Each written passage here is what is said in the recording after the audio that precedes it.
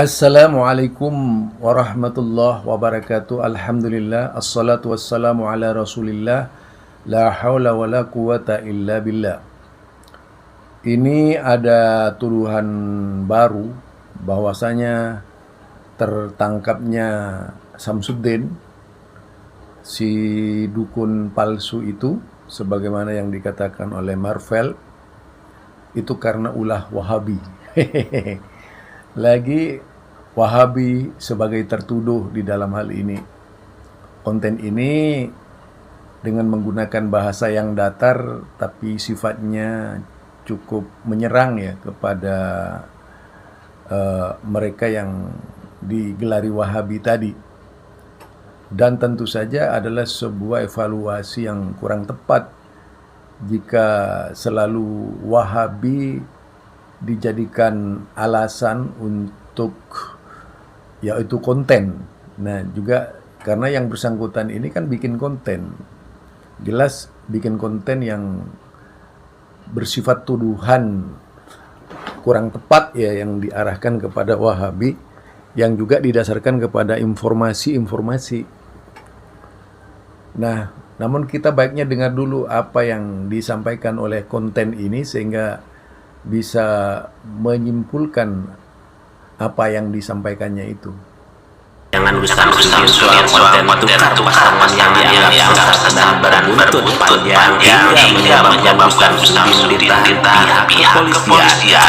Pengajian Wahabi yang menyebarkan barisan yang melahirkan kontroversi juga sederet konten Wahabi yang dianggap para tua yang sekarang berawal dari konten soal Wahabi lah Samsuddin yang langsung diperiksa pihak kepolisian dengan sederet pertanyaan yang akhirnya diviralkan sejumlah media sosial serta banyak media dan para kreator untuk mengungkap soal konten yang dihadirkan Samsuddin tersebut.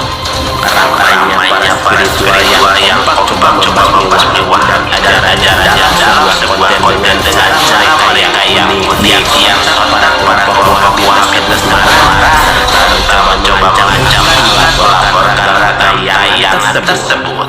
Lantas itu di antara tuduhan yang dinarasikan dalam bentuk berita ya.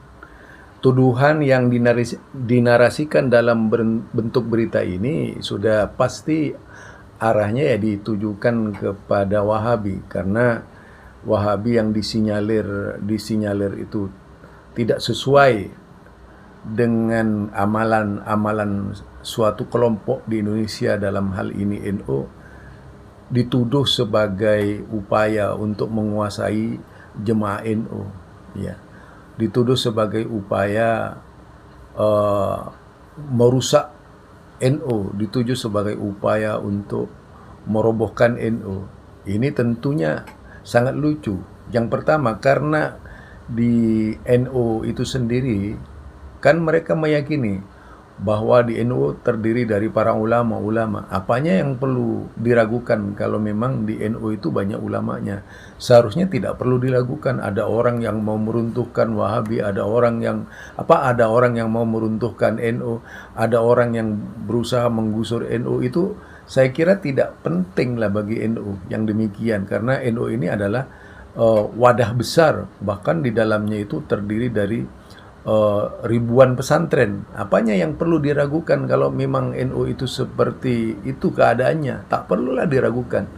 Yang tiba-tiba ada statement miring bahwasanya Wahabi ingin menggusur NU dari Indonesia. Itu tidak keliru toh.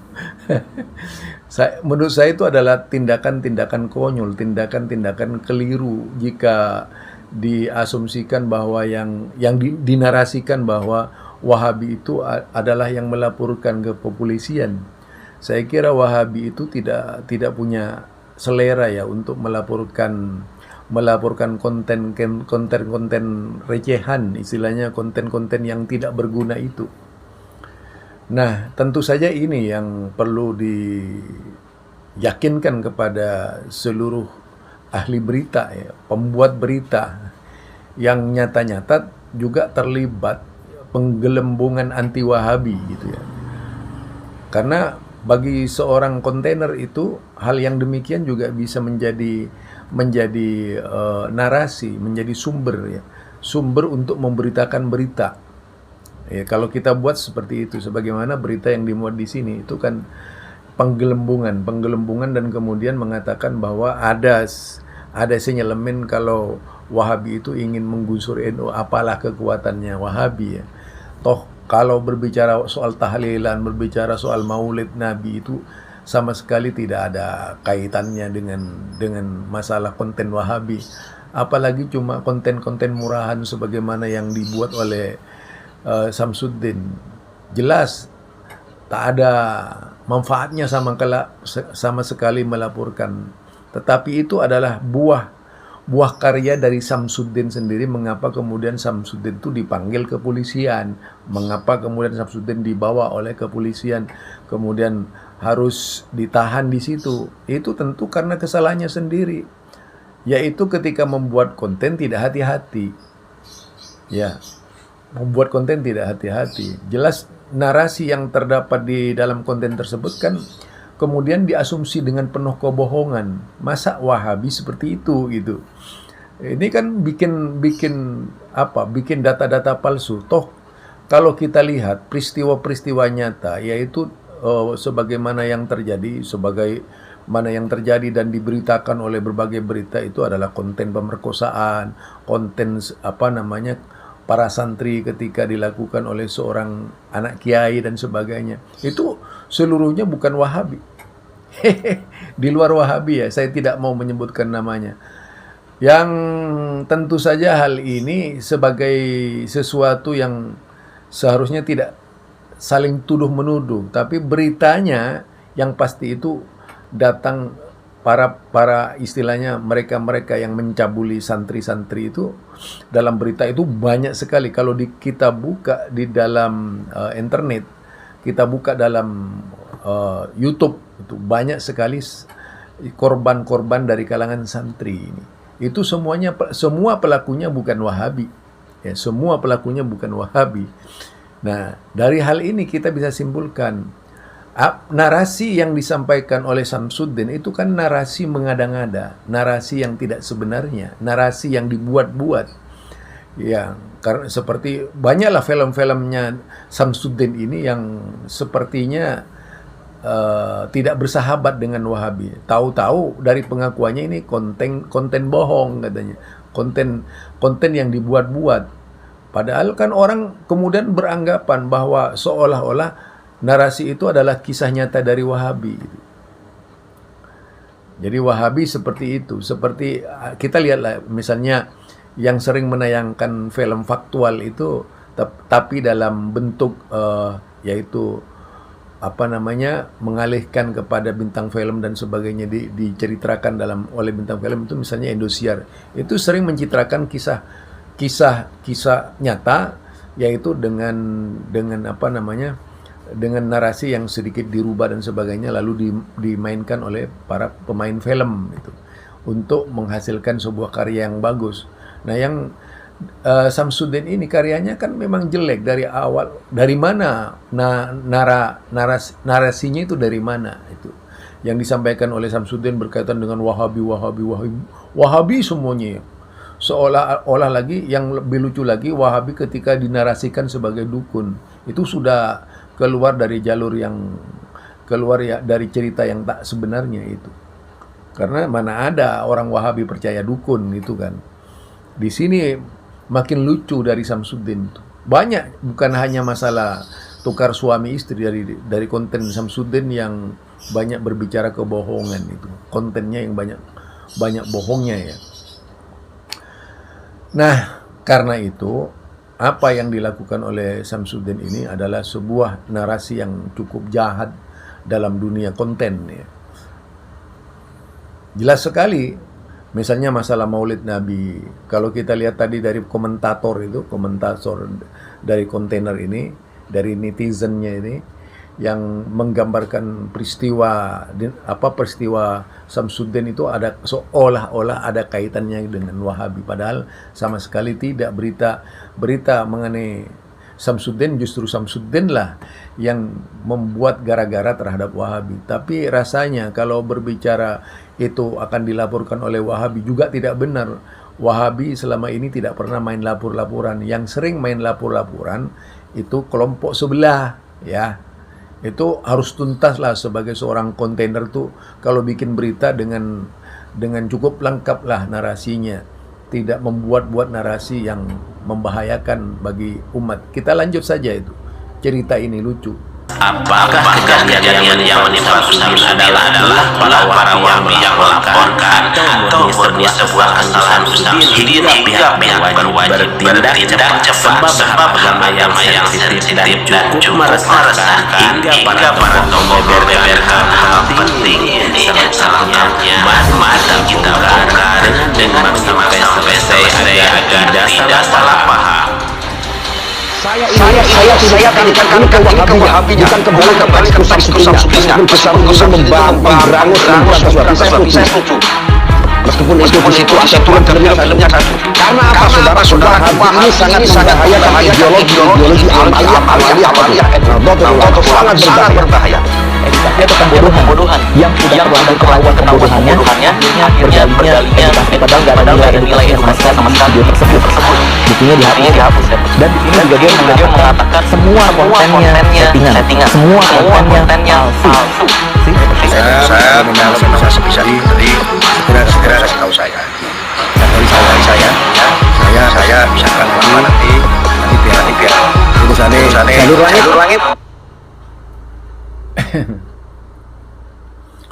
Itu ya, kalau kita bahas ya, kalau kita cermati dari konten ini, itu kan melibatkan beberapa netizen, termasuk dari ada dua Gus ya, Gus. Nah, pernyataan miringnya mengenai Wahabi, termasuk pernyataan Marvel. Itu Marshall itu ada berbeda dengan yang disampaikan oleh kelompok anti Wahabi yang juga menjadi pembicara. Jadi bukan berbicara tentang kontennya Gus Samsudin, tapi berbicara Wahabinya katanya. Wahabi yang sangat berbicara dengan ideologi NU, yaitu ideologi Aswaja NU ya. Ini kayaknya sih lagi-lagi bersifat amarah. Sebenarnya yang marah kan mereka yang marah gitu. Mereka memang dari awal tidak bisa menerima kehadiran. Saya kan katakan bahwa permasalahan Wahabi ini sejak zaman Belanda, bukan baru sekarang. Rasanya ini yang saya tekankan. Jadi masalah Wahabi ini sejak zaman Belanda, bukan baru sekarang. Mengapa kemudian muncul sekarang gitu, seolah-olah peristiwa ini baru tahun 80-an dan sebagainya, padahal sejak dahulu kala zaman Wahabi ini sudah muncul yang mengikuti perjalanan dari sebuah organisasi Islam di Indonesia yang bernama Muhammadiyah 1912 itu, yang kelak disusul dengan lahirnya NU 1926. Jadi cukup panjang sejarahnya ini, bukan sejarah pendek ya. Jadi apa yang dikatakan kalau itu merusak ideologi NU, itu menurut saya bukan merusak ideologi NU. Itu adalah sebuah pertanyaan besar kepada NU yang harus dijawab oleh NU. Apalagi kan di NU kita itu tidak meragukan, banyak para ulama kan, ulama-ulamanya banyak sekali di NU itu, mungkin ribuan ulama. Lah, mengapa yang berbicara di konten itu bukan orang-orangnya yang memiliki keilmuan? Yang menjawab adalah orang-orang yang tidak berilmu. Harusnya dijawab itu oleh ulama-ulamanya. Kalau memang hal yang demikian bagian dari sunnah Rasulullah Sallallahu Alaihi Wasallam, ya, tidak perlu kemudian sakit hati dengan berbagai macam cara untuk melukiskan Wahabi dengan cara yang tidak benar dan cara tidak bersahabat. Itu yang dapat merusak hubungan, sehingga pada akhirnya Banser itu akan dibenci oleh masyarakat. Sudah tahu banyak buktinya Banser itu dibenci oleh masyarakat ya. Itu karena sikap-sikap yang dilakukan oleh mereka sendiri. Nah sekarang ini narasinya lain lagi. Peristiwa Samsudin yang diseret-seret ke Wahabi. Ini lebih lucu lagi tentunya. Apalagi dikaitkan dengan merongrong amalan NU dan sebagainya. Saya kira tidak ada yang merongrong amalan NU. Itu justru bagi NU adalah pertanyaan besar. Justru bagi NU itu adalah PR yang harus dijawab gitu. Untuk membuktikan bahwa yang diamalkan oleh warga NU memang berangkat dari ajaran-ajaran Islam. Dan ini tantangan sebenarnya, tidak harus dijawab dengan bahasa-bahasa yang lain ya. Tidak harus dijawab dengan bahasa-bahasa yang tidak bersahabat. Barangkali itu lebih tepatnya, bukan dengan bahasa ini merongrong amalan NU. Nggak ada yang merongrong. Selama ini saya membaca tidak pernah ada Wahabi yang menyebut-nyebut NU harus basmi dari Indonesia. Enggak lah. Ya, ini mungkin dari saya saja agar dicermati lah. Yang bikin konten juga tidak membakar masyarakat Islam sebagian, karena Islam ini tadi banyak sekali ya. Umat-umat yang berbeda dengan NU itu banyak. Muhammadiyah juga berbeda dengan NU. Persis juga berbeda dengan NU. Al-Irsyad juga berbeda dengan NU. Kalau kemudian dikatakan itu Wahabi, itu kan lucu gitu ya. Memang NU itu harusnya siap menghadapi perbedaan. Kalau memang NU itu adalah kalau memang yang diajarkan itu NU itu adalah sebuah kebenaran, ya nggak perlulah orang-orang di NU itu merasa dikacangi oleh Wahabi gitu. Nggak perlu merasa, diakui saja kebenaran itu oleh NU, diamalkan saja amalan itu oleh NU. Nggak perlu punya perasaan terpukul ya dengan kelompok-kelompok yang anti Wahabi. Macam kita hidup di tengah-tengah agama di Indonesia ini sudah ada contohnya. Sudah ada contohnya di Indonesia ini. Ada agama Islam, ada agama Kristen, ada agama Hindu, ada agama Buddha, ada agama yang lain-lain ya. Ada tambahan agama keyakinan, ada agama itu, semuanya ada di Indonesia ini. Termasuk Yahudi barangkali itu ada di Indonesia. Toh mereka semuanya bisa hidup di Indonesia. Iya kan? Apa kemudian umat Islam merasa terganggu karena mayoritas dengan Kristen? Tidak gitu, tidak merasa terganggu gitu. Yang sering kali memunculkan masalah itu kadang-kadang kan kelompok-kelompok yang menganggap minoritas tadi itu. Itu harusnya lah, kalau memang NU itu dengan pendiriannya teguh memegang ajarannya sebagai ajaran yang benar dan tidak diragukan lagi itu adalah sebuah kebenaran, ya udah pegang saja itu. Kenapa harus kemudian bikin konten-konten yang tidak jelas gitu kan ya, kalau memang itu kebenaran. Nah, apa yang ditayangkan oleh Samsudin itu di luar itu semua menurut saya, karena dia itu menarasikan Wahabi. Kalau ceritanya dari setiap konten yang berkaitan dengan Wahabi itu kan semuanya mengada-ngada, konten palsu gitu. Kenapa Wahabi dibuat film dengan narasi yang tidak benar? Itu masalahnya, itu kebohongan besar. Apa semua yang dinarasikan oleh Samsudin itu adalah perbuatan Wahabi? Kan pertanyaannya itu. Dan itu tidak ada yang melaporkan. Siapa yang melaporkan? Pemerintah ini cerdas. Mana konten yang benar, mana konten yang tidak benar. Jadi tidak mungkinlah pemerintah itu karena di konten ini ada yaitu konten pemburu konten ya. Pemburu konten. Cyber pemburu konten. Jadi cyber pemburu konten inilah yang bergerak melacak setiap konten yang ada di dalam konten. Jadi setiap konten, memang benar apa yang dikatakan Marvel itu. Dia dukun Samsudin, yaitu berbicara tentang dukun Samsudin. Yaitu dukun Samsudin mendustakan dukun Samsudin ya. Nah, itu yang saya lihat dari Marvel tadi, dari pesulap Mira ya. Artinya kalau mau bikin konten itu narasinya yang oke-oke saja lah gitu. Jangan narasi-narasi yang tidak ilmiah, narasi-narasi hanya sebatas-batas mengejar uang, mengejar subscriber dan sebagainya, tapi narasi yang bisa dipertanggungjawabkan secara hukum dan narasi yang bisa dipertanggungjawabkan secara yaitu secara agama juga, nilai-nilai agama. Barangkali itu dari saya. Yang jelas penangkapan yang dilakukan oleh pihak kepolisian terhadap Syamsuddin itu sama sekali tidak ada seruan dari Wahabi untuk ditangkap melalui surat ya. Cuman kita itu harus cerdas lah di dalam memahami peristiwa-peristiwa yang terjadi di negeri kita Indonesia. Salam NKRI. Wassalamualaikum warahmatullahi wabarakatuh.